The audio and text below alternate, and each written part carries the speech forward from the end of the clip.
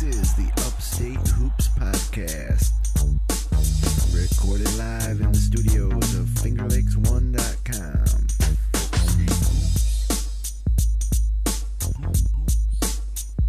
Let's tip it off.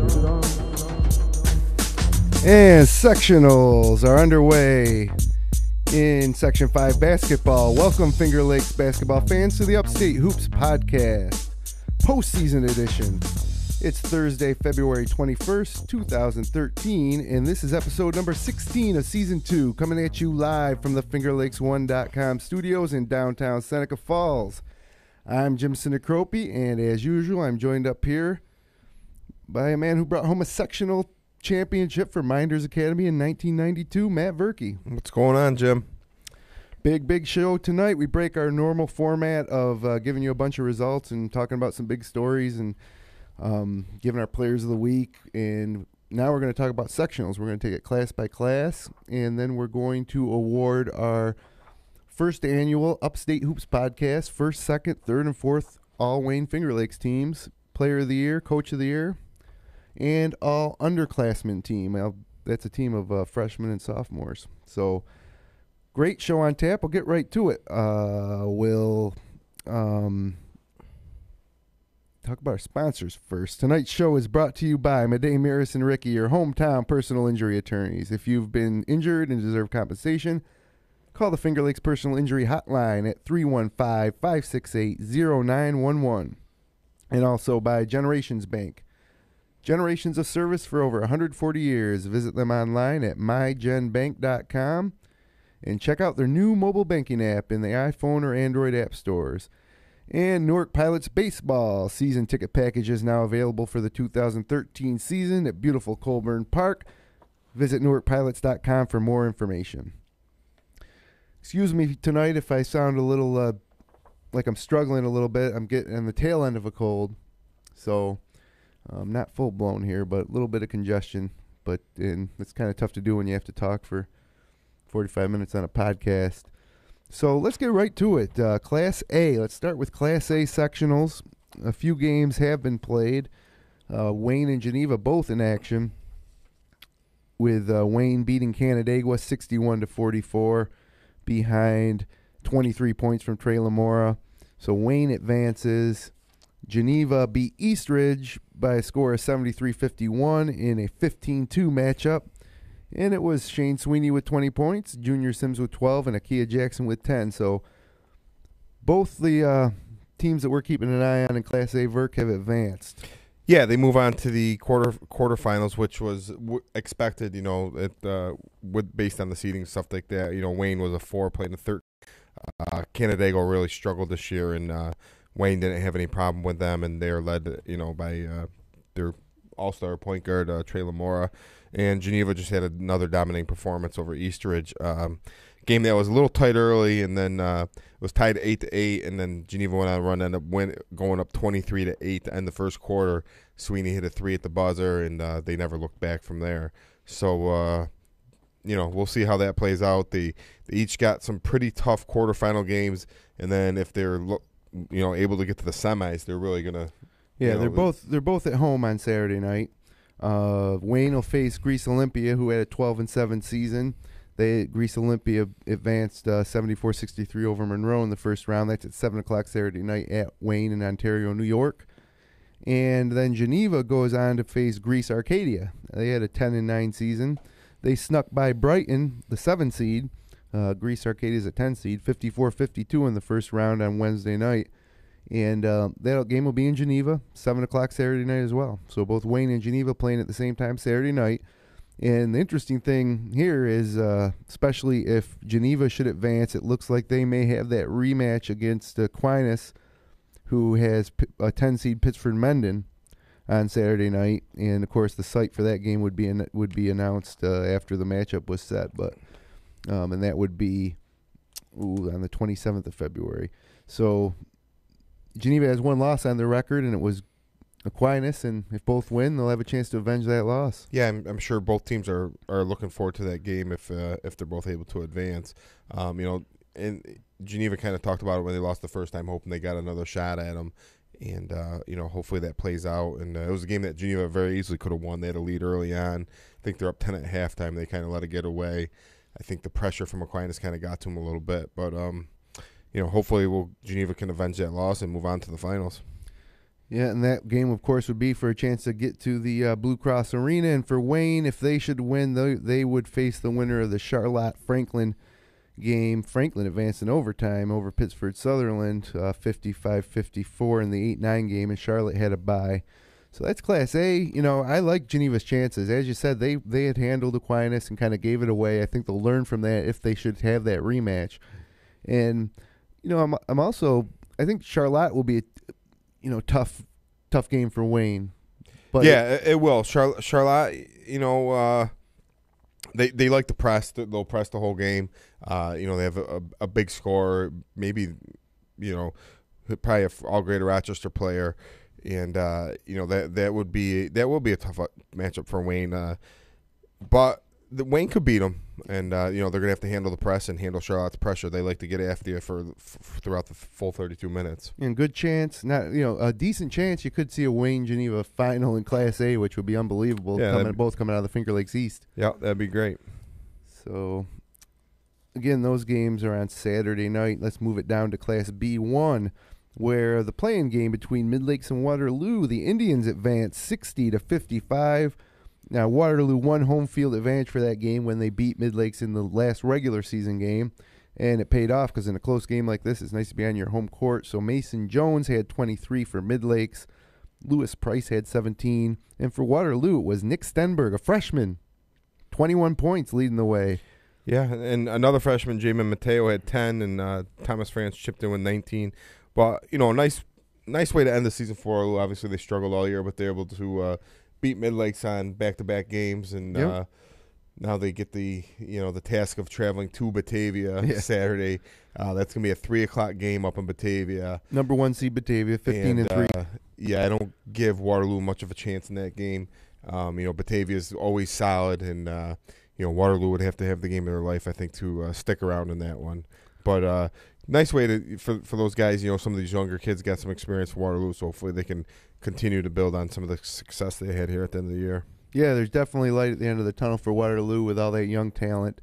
And I think Jeff Panic will just have him playing better and better as the years go by, one by one. So Penn Yan will be playing Livonia. That's a 4-5 game at Penn Yan on Saturday night at 7.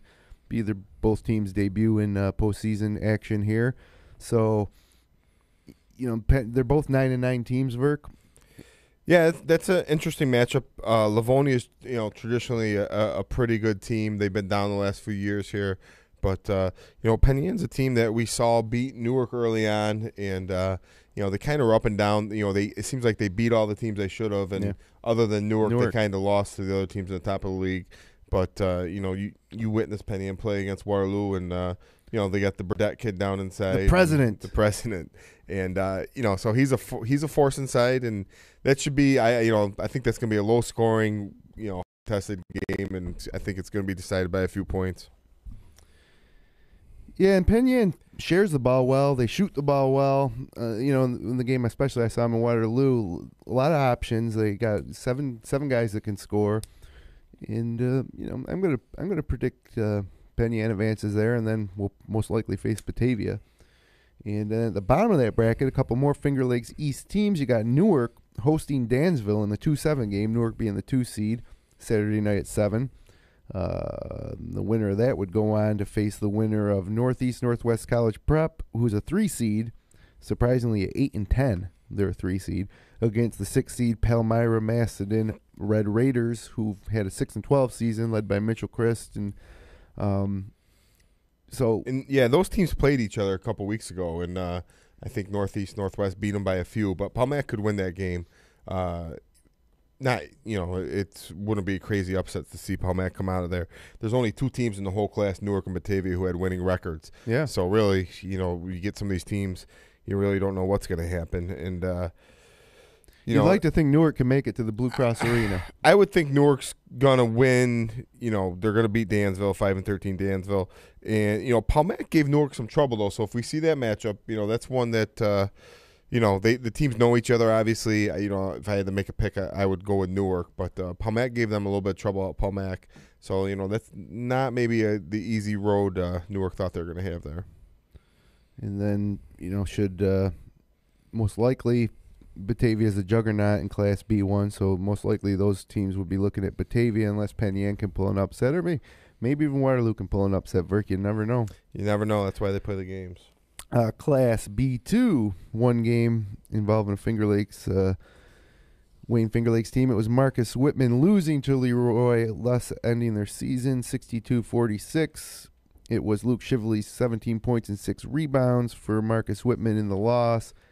And that eliminates them from Class B2, but is it B2? Yep. And then that leaves us with only one other Wayne-Finger Lakes team, and that's North Rose Wolcott. They had a 9-9 season in the Wayne County League. They stayed close against some of the top teams they played in that league. A lot of guys that we had in here this year spoke real highly of Chris Dean. And, they play Saturday night, 7 o'clock, against Attica. At Attica, unfortunately. That's a long trip for them, boy. Yeah. But Attica's 11-7, and I'd like to think that North Rose has been getting a little better as the season goes on. They could advance there and face the winner of Hornell and Leroy. And Hornell's tough. Tough. Hornell's the one seed coming out of there, and then that was Minders was in that class last year, so I kind of followed a little bit more closely last year. But North Rose with Christine, I think they got a shot in that game. Definitely going up to Attica. They're going to probably have to play one of their better games of the year to win that game, but I think they have a shot at that. Well, not the best chances for a sectional title in B2 for the Wayne-Finger Lakes League, but let's go to C1, where there's tons of Wayne-Finger Lakes teams. And already some action. The 8-9 game in C1, a Wayne County battle, East Rochester and Williamson. And Williamson, the 9 seed, got the better of East Rochester in East Rochester, 62-53. They're going to advance. It was Matt Spurs with 17 points. Usually we talk about Tom Stevens or Stevie Thompson when we talk about Williamson. 8-11 on the regular season for Williamson. For ER, it was Phineas Jocks with 17 and Zach Hauser with 13 points and 10 rebounds. So ER will not repeat. They won the sectionals last year. Although I don't think they were a C1 team or C1 team last year, were they? I believe they were. Oh, were they? I think they were in the C1 last year. Well, their season comes to an end, and let's move on down. Bloomfield and Sodus played in a 4-13 game. Yeah, Bloomfield won 73-33. Sodus finishes the season at 0-18. Sean Fitzgerald, 24 points and 6 steals for Bloomfield. South Seneca Romulus' season came to an end at the hands of Addison in the 3-14 game, 63-28. South Seneca Romulus finishes at 0-19. Alex Porter had 10 to lead the Warriors. And one more game, Gananda gets past Holly, 70-36, behind 15 points and 15 rebounds from Cameron Gray. Yeah, it sets up some interesting matchups coming there in that class. Tomorrow night we got Warsaw traveling up here to Minders, 10-9 Warsaw team who beat Byron Burgeon to advance to get the chance to play Minders. I think that's a team that Minders should handle pretty easily, and it would set up a semifinal match with is it Addison that's coming out of there or Pavilion? Let's see here. Addison is playing. Addison, right? Gananda. Addison 16-2. So I think they're probably going to handle Gananda and set up a semifinal match with Addison Minders in one, and then you got Batavia Notre Dame lurking there on the other side of the bracket. And Bloomfield's been playing great the second half of the season. They at the top of the bracket face a Avon team, 12-7 Avon team. If they advance from there, they're playing for a chance to go to the Blue Cross Arena, probably against Batavia Notre Dame, but I wouldn't count out Williamson. Yeah, Bloomfield with Fitzgerald's been putting up pretty big numbers, so I would never count them out. And I don't know much about Avon, but I think Bloomfield will handle Avon and get a shot at Batavia Notre Dame. Now, is Miners going to handle Warsaw? Because last year at this time, they had a matchup with Wellsville. And that was the semis when they. Oh, that was in the semis. Yeah, they won their first game, and then they had a huge upset when they lost to Wellsville 38-32. It was a Miners team that had a pretty potent offense, and they were held to 32 points. Yeah. So I'm sure that's in the a lot of these kids were on that team, and that's still got to sting a little bit. So I'm sure they'll be ready to play this year. Yeah, moving down to Class C2. Couple games. The Red Jacket season came to an end at the hands of Campbell Savona, 60-51, and their season ends at 7-12. Perry ends Red Creek season in the 6-11 game, 82-50.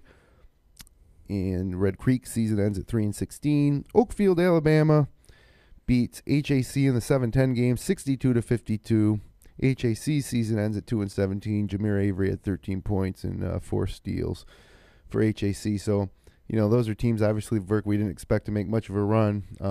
If it was 10, 15 years ago, they probably wouldn't if he made the sectionals, but now everybody gets in. And I think based on records, this is one of the most competitive classes going. You got some 6 seeds that are 16-4 with some pretty good records here, and some of these quarterfinal matchups are tough. You got to for Lions, a team we followed closely all year, 15-2. Taking on a 12-5 Cuba Rushford team, and even a team that ousted them last year too. Yeah, and even as a 3 seed Geneseo 16-2 taking on Perry, who's 14-5. Perry's a traditionally strong team in that class, so a lot of interesting quarterfinal matchups in that class, and the battle starts early for in that class just because some of the teams kind of get to breeze into the semis, but all those teams in the Class C2 are going to have to earn it. And Lions does get to host Cuba Rushford, so that should help too. Saturday at 7:00, Friday night at 7:00 for that game in Lions. Moving on to Class C3, this we've been kind of talking about this all year, Verk, a potential Naples-Clyde final at the Blue Cross. A lot has to happen in between now and then, and I'm sure Dundee has something to say about that. At the top of the bracket, you got the 1 seed Naples Big Green Machine, Finger Lakes West champs, 16-2, and they're playing Boulevard Richburg, an 8-11 team who advanced over Pavilion, 61-59. That game's on Friday night, 7:00, and then also Friday night, 7:00 in Dundee. It's Dundee versus Kendall, 11-7 versus 10-8. And Dundee's been playing pretty good. They're a pretty balanced team. Guys like Justin Brace and John Huber. I want to say Dundee, were they one of the teams that beat Naples this year? Naples lost to they lost out of conference. I think Dundee was the team that beat them, though. Could be. But they potentially could meet in a semifinal game, which would be something. And then at the bottom half of the bracket, you got Clyde hosting Oakfield, Alabama, a 7-12 Oakfield, Alabama, at Clyde, 7:00 on Friday. And they'll play the winner of Wheatland, Chili, and Early College if they should advance. Wheatland, Chili is tough at 15-3. If Clyde does have to play them in the semis, that's a very tough, difficult game in what I think a lot of people all year have been looking at is a year that Clyde should win this, bring home the sectional title this year. Yeah, and I think that last loss to Lions kind of made some doubters of Clyde a little bit, and Wheatland Chili had a great year, finished the season at 15-3, and their last game they played Batavia Notre Dame, who's a Class D state finalist last year and has gone undefeated this year. They played Batavia Notre Dame. It was I believe they ended up losing by 6. So obviously Clyde's not going to have an easy matchup if they end up playing Wheatland in the semifinals. That's a game where Clyde's going to have to play well to advance, to set up that matchup that we've been hopefully looking forward to between Naples and Clyde. Or even Dundee and Clyde. We would like to see that cross-league match between, Wayne County champ and FL West champ, or a representative from the FL West. But that would really be something. A couple of 16-2 teams in Naples and Clyde. Naples traditionally doesn't have this type of season in basketball, so we want to see them extend that as long as they can. And to see them play Clyde is, like we said, interesting. Just seeing the champs of the two leagues. And I think Naples was probably the most surprising team in any of the three leagues we covered this year. I don't think they were picked to win the Finger Lakes West by anybody, and they will end up winning it by a couple games and just have pretty much a Cinderella season going. And I'm sure they're really looking forward to getting started here in sectionals. Well, good luck to all the teams from the Wayne-Finger Lakes leagues in competition over the next weekend and beyond. We're going to take a break right now, and then when we come back, we're going to give you our annual Upstate Hoops Awards, so hang tight. Attention Finger Lakes residents, have you been injured and deserve compensation? Call Madej, Maris, and Ricky, your hometown personal injury attorneys. Your case deserves personal attention. At Madej, Maris, and Ricky, they know you by name, not just a number on a folder. Call the Finger Lakes Personal Injury Hotline at 315-568-0911. That's 315-568-0911. Madej, Maris, and Ricky, your hometown personal injury attorneys. The Newark Pilots. See tomorrow's Major League stars today. For more information, go to newarkpilots.com. The most valuable things are always passed down from generation to generation. It's true for your family, and it's true for our bank. For more than 140 years at Generations Bank, we've greeted you by name, planned with you for the future, and stood by you when you needed a hand. It's what we do, and what we'll continue to do for generations into the future. We might look different now, but in the important ways, we're exactly like we've always been. Stop in your local branch or go to mygenbank.com. So many sights to see on the internet, but for everything local, there's no place you can get it. At fingerlakes1.com. Come on over to fingerlakes1.com. Like us your homepage. News, weather, sports, and fun. Log on to fingerlakes1. www.fingerlakes1.com. And welcome back to the Upstate Hoops podcast, sponsored by Madej, Maris, and Ricky, Generations Bank, and Newark Pilots Baseball. Verk, one more game that we didn't mention in Class AA, I think, or is it AAA? AA. Yeah, AA1. Kearney visiting Fairport Friday night. Yeah, that's a game that's getting tons of talk around Section Huge. 5. I heard some talk on the radio today, and it's an interesting matchup in that Kearney, who is loaded with all these high big time recruits. They kind of struggled this year and ended up a 7th seed, and Fairport got to draw them in the second round. This in the quarterfinal game, so it's a really good quarterfinal matchup where you got Fairport beat Kearney earlier this year, but the Chinosko Obako, the Syracuse recruit, didn't play in that game. He's been struggling with a foot injury all year, but I saw he had like 15 points and 13 rebounds in there. Best game of the year, his last game. Yeah, so I think they've probably been milking him along, getting him ready for this time of the year, and that should just be – it's at Fairport. It will be sold out, and should be a great matchup. Well, Verk, we're going to do something that we didn't do last year, and that's pick, some annual individual awards from the Wayne-Finger Lakes leagues. And, we've been talking about this all week. We've been debating it. We haven't agreed on everything, and we've brought in some other folks to kind of help us out because basically what we're doing is issuing these Upstate Hoops, awards. They'll be posted at our website. They'll be posted as a news article at fingerlakes1.com. But it's a way for us to honor the individuals that had, really great seasons in the Wayne-Finger Lakes League this year. So I guess we'll start probably with our fourth team and work up to the first team. Okay. And I just want to say it is really hard because we don't get all the stats on everybody, and I personally took into account team records, and I think the better your team did, the more deserving you are of all league honors, obviously. Mm-hmm. And then you're picking between 3 leagues, so there's close to 30 teams to choose from here. So which I think kind of makes it an honor for these kids that do get selected, and certainly no disrespect to anybody that didn't get selected. Yeah, and we tried to keep it to 5 players per team.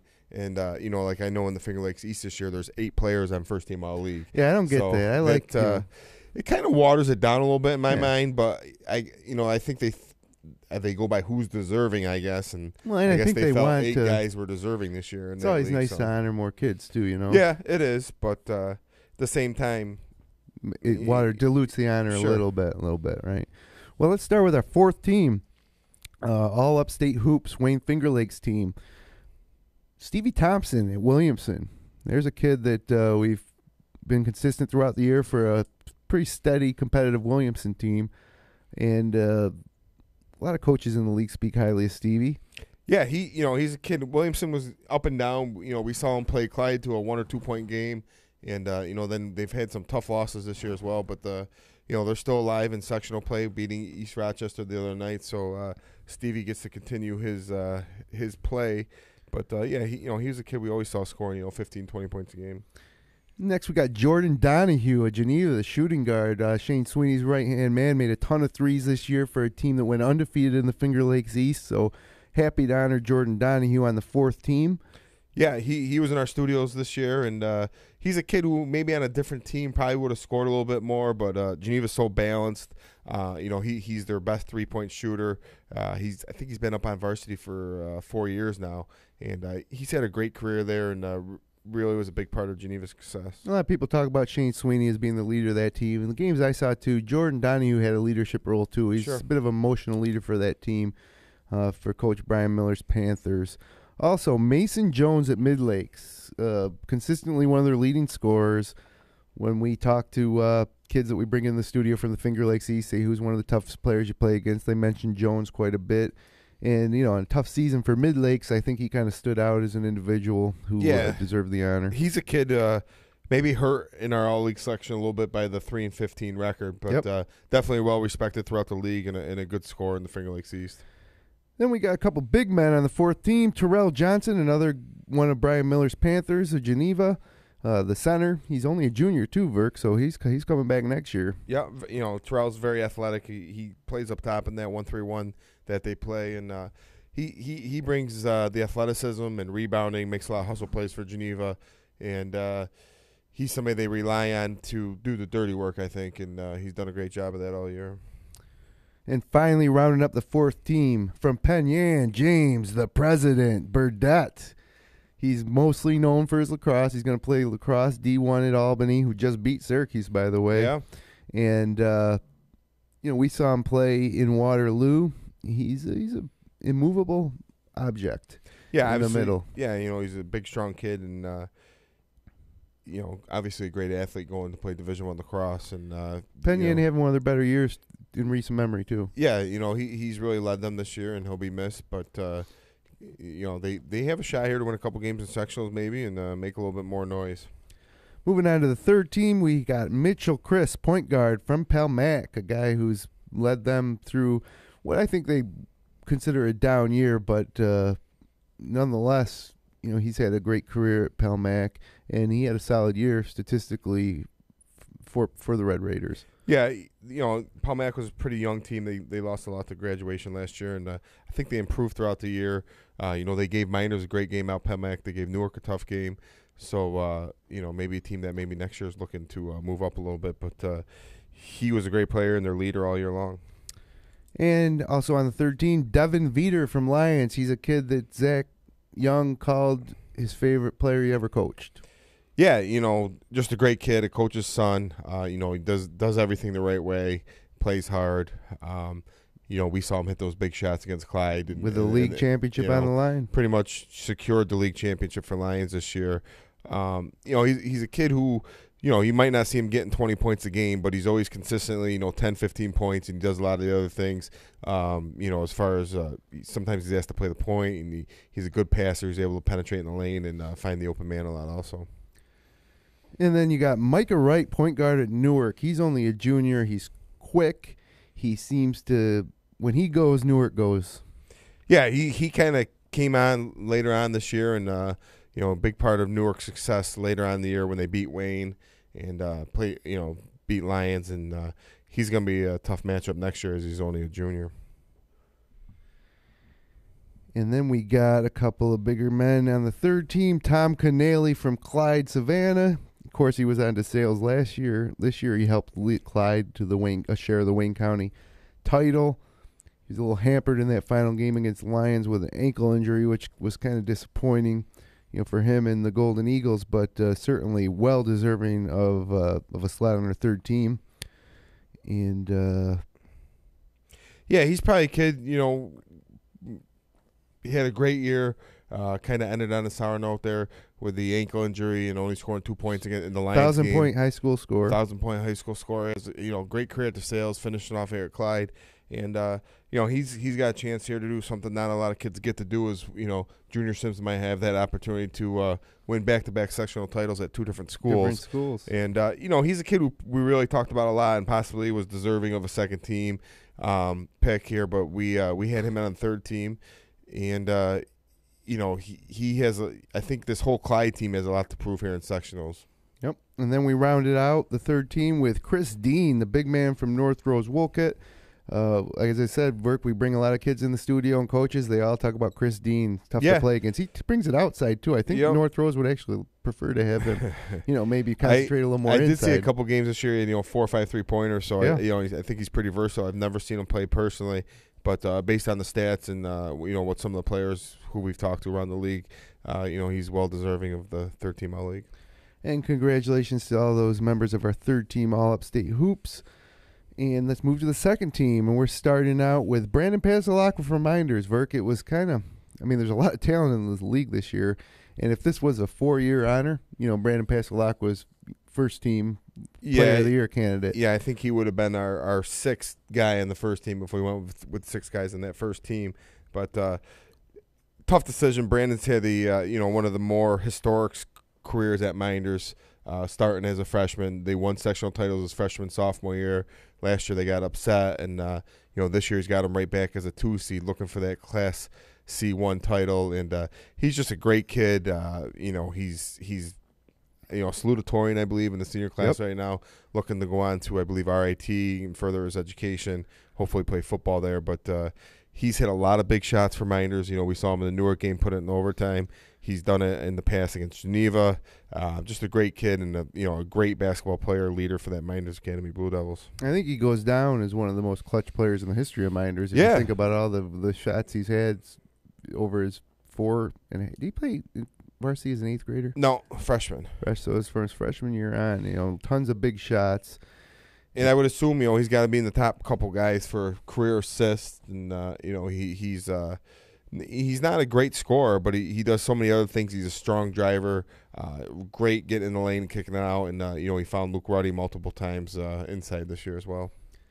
Okay, moving on, we got Jake Ball from Naples, from the Big Green Machine League champs. He was the point guard on the team that kind of surprised us all, from Michael Salter's Naples Big Green. Yeah, obviously Naples finished the season with 2 losses, league championship in the Finger Lakes West, so Jake Ball well deserving of the second team honor.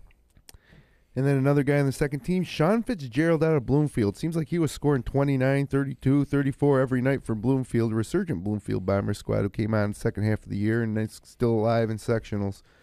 I'm thinking he won our Upstate Hoops Player of the Week twice. Yeah, we always saw his name. He must average, close to 20 points a game, I would assume. Just a kid who really seemed to come on later in the year. You always saw his name in there, and he's a bigger kid, and he's able to get rebounds and score points as well.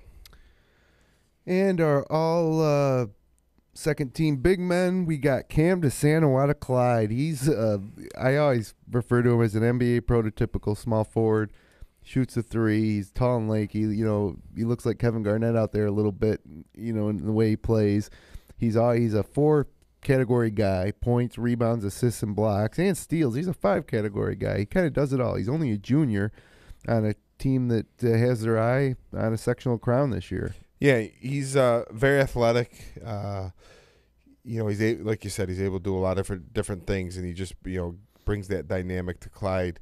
And he's a tough matchup inside out, and he really gets up and down the court. He's a good jumper, and it makes Clyde, I think the favorite there in Class C3. And then finally, rounding out our second team, another versatile big man, Junior Sims from Geneva. As Junior Sim goes, Geneva goes. He is a huge. That transfer from DeSales was a huge part of this undefeated league season that Geneva had this year. Yeah, he plays the 4 pretty much for Geneva, and he's able to really stretch the floor. You got to get out there and guard him, and he gets some of the bigger guys away from the basket. And, he goes at his own pace, but he's able to do a lot of things. He can post up, and he can step out and hit the 3. And, he's done a great job for Geneva all year long. So that's our second team, and now we're getting up into rarefied air with our first team, Upstate Hoops All-Wayne-Finger Lakes team. And to be one of these 5 guys, you really had to have a special season. And I'm feeling really good about this team that we have here. Starting out at guard, point guard Shane Sweeney, the leader of the best team in all of Wayne-Finger Lakes. Yeah, Shane had obviously coming off the big football season, and he's going to Albany to play quarterback there at it's a one AA school, and obviously a great football player, but. He's Geneva's leader. He's their leading scorer, but he's also their emotional leader and their leader on the floor. He played point guard this year, and he's done a great job all year. And great kid, and we really look forward to hopefully seeing him play a couple more times this year. And also at guard, a guy who just had an outstanding season statistically. I think he's a little disappointed going out, having lost to Geneva twice this year, but Trey Lamora from Wayne, definitely not lacking in the confidence department. No, he's a big guard. He's super quick and really athletic. We saw him give Minders fits with his length, and he's a kid who's really able to get to the hole. He gets to the foul line a lot due to his penetrating ability, and he's able to draw a lot of fouls. He can shoot. He's capable of hitting the 3. But he's really Wayne's obviously their leader this year, and again, looking to continue his career in sectionals here. Then we got Ben Kratsley of Honeoye.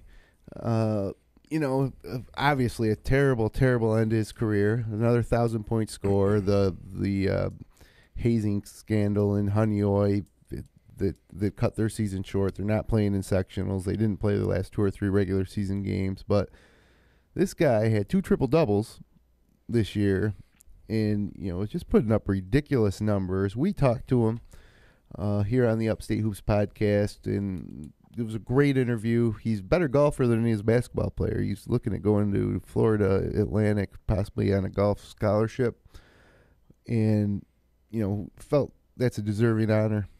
Yeah, obviously he missed the last 4 or 5 games, but the games he did play. I think he's well deserving. He averaged in the 20s, a couple triple doubles, 1,000-point score. I think he's well deserving of a first team all Upstate Hoops this year. Okay, 2 more slots remaining. They're going to some couple of big men. We got Anthony Lombardi out of Newark, guy who just was really impressive every time I saw him play. I'd see him grab rebounds. You look at the kid; he's unassuming. You don't think he's going to dominate a game like he did so many times this year, and he does it by good position down low, using the pump fake. He's a great passer. I saw him more than once get an outlet pass or take a rebound and run the break and distribute on the break. He steps out and hits the 3 occasionally. He had 30 points against Minders, and certainly from a pretty solid Newark team. Yeah, I think he deserves the honor. Yeah, I think he's a kid who we saw him play against Miners. Obviously, had 6 3-pointers. He's just on fire in that game. But he did most of his work this year inside. He's a good, not terrific size or anything like that, but he kind of does a lot of dirty work down there. He's a capable shooter. Obviously, can hit the 3, and they posted him up, and he did a lot of good things. And he's really the leader of the Newark team, I thought, this year. Even though they got some great young players coming up and stuff like that, but he was the senior leader. And then finally, rounding out our first team, all Upstate Hoops Wayne-Finger Lakes team, Luke Ruddy from Minders, a kid who's a junior, big man for the Blue Devils that just stuffed the statistical box scores for most of the season, especially in the second half where he was getting 24 and 14 and 26 and 13 every single night. Yeah, I think Minders really did a good job this year of getting him the ball. They really focused on getting the ball inside, which sometimes they kind of get away from in the past. But, Luke's a very talented big man. He can go right, left. You know, he can shoot the 15, 16-foot jump shot. And, you know, he's also, you know, we saw him the last 4 or 5 games, averaging over 20 points a game, 14, 15, 16 rebounds. And made great strides, I thought, from last year where when they had Dylan and some of those guys that he didn't really need to score that much. But this year he really became their go-to guy. And, you know, that besides all the points he scored, he, you know, was grabbing all those rebounds. And really hard-working kid, and glad to see him make the team this year. So congratulations to the 4 teams, the 20 players that we've placed on these teams. Real quick, Verk, as we're running out of time before we give our Coach of the Year and Player of the Year to end the show, our all-underclassmen team, these are freshmen and sophomores who are major contributors this year. And there's a lot of other guys we could have put on here, but this is what we came up with. And we went with 5 guys on this team as well. Jonathan Jones of Waterloo, Jacob Slobe of Red Creek, John Huber of Dundee, Ron Derek Morris of Naples, and Isaiah Tilley of Naples. Ron Derek Morris of Newark, excuse me. So congratulations to those 5 guys. Remember those names. We're going to be talking about them over the next 2 or 3 years right here on this podcast, making significant contributions as freshman and sophomore. I'd throw Damon Hunter in there, too, from Lions. He just didn't play enough games. He came on late, but, boy, he was impressive against Clyde as a sophomore. And, you know, there's so many other great players that we covered this year. C.J. Kobus at Naples played a big role in helping them win the Finger Lakes West. Justin Reho at ER. Jimmy Rickey at Minders, Mike Hollenbeck at Wayne, Ben Bobo at Wayne, Brad Steinrook at Waterloo, Alex Porter at Romulus South Seneca, Tom Stevens at Williamson, Trey Johnson at Lions may have been on there if he hadn't missed so many games. Lots of great players in these leagues, Vic, that we cover. Yeah, it's tough. You know, we you know, just thinking of some of the guys in the league, and you know, obviously you can't have everybody on there, but some of the kids from Wayne, you know, who. Yeah. They had a great Paul year. Dienhart. Yeah, Ben Bobo, Dienhart, Hallenbeck, all great players. Just tough to fit them all in everywhere. And like we said, we went by records. And some of the kids, you know, if these guys played on a different team where they weren't as balanced, might have been putting up bigger numbers and things like that. But really hard to pick all those kids. All right, Coach of the Year. This was the one that Verk and I probably went back and forth on more than anything. And we decided to go co-coaches, because 2 coaches had really solid years, I think, and were deserving of the honor. One is Michael Salter at Naples, leading the Big Green Machine to the Finger Lakes West title, 16-2 record, the best season they've had in years. And the other, Brian Miller, Geneva. If you go undefeated in the tough Finger Lakes East, you're Coach of the Year. Yeah, I think both well-deserving. Naples is a team that came out of nowhere. You know, maybe not the biggest team or the most athletic team, but he really got those kids to play together all year, and you know, they did a great job of playing together as a team. And then for Geneva, you know, Coach Miller did a great job of that team really shared the ball. Doesn't seem to be any ego problems on that team, and you know, it helps when you got some kids like Sweeney and Donahue who are 4-year players who are great leaders, but. You know, I think that team really likes each other, and that's one of the reasons they're able to run the table in the Finger Lakes East this year. And next, our Player of the Year. Who else? Got to go Shane Sweeney again, the leader, 4-year, 5-year varsity player, 8th grade. He was at Mid Lakes. Yeah, and you know, Shane's you know, he started his career as a 8th grader with Mid Lakes and won a sectional championship. He's looking to end his career here with Geneva with a Class A championship. And just, you know, we talked about him all year. Great leader, 1,000-point scorer, really does it all. He moved over to the point this year and done, you know, I think he probably had attempted less shots this year than a couple of years in the past, but led Geneva undefeated. The one loss was to Aquinas. You know, I think he was the best player on the best team in the best league. So, you know, I think it all leaned towards him being the Player of the Year. Well, congratulations, Shane. Congratulations, Michael Salter, Brian Miller, and all those that we've honored tonight in our all Upstate Hoops Wayne-Finger Lakes Awards. And, you know, that's going to do it for tonight, Verk. We'll be back again next Thursday, which is just going to be 2 days before the championship games in the Big House in Rochester. And I know that our producer, Hunt Dog, and yourself and I and maybe a few others are looking to spend the day up there on Saturday, maybe heading out to a bar nearby for that Syracuse-Louisville game. But this is it. We're we're hoping to see a bunch of Wayne Finger Lakes teams and Finger Lakes West teams up there. We could possibly be represented in the C1, 2, and 3 game, 11, 1, and 3 on Saturday. So hopefully that comes through. But, some great basketball going to be played between now and when we come back next Thursday. Yeah, and we got just 2 shows left. That's right. After this, we potentially, if we got enough teams making a run at state, we might come back for a third. Right. But thanks again to our sponsors, Madej, Maris, and Ricky, Generations Bank, and Newart's Pilot Baseball. For our live viewers, we'll be back on live in about 10 minutes for the Upstate Orange podcast. And guess what? We got John Wallace, number 44, calling in studio. So go grab a quick snack. Stay tuned. Thanks again for joining us on the Upstate Hoops podcast. For my partner, Matt Verkey, producer, Jeremy Hunt, I'm Jim Sinacropi. We'll see you back here next week. See? Will you call?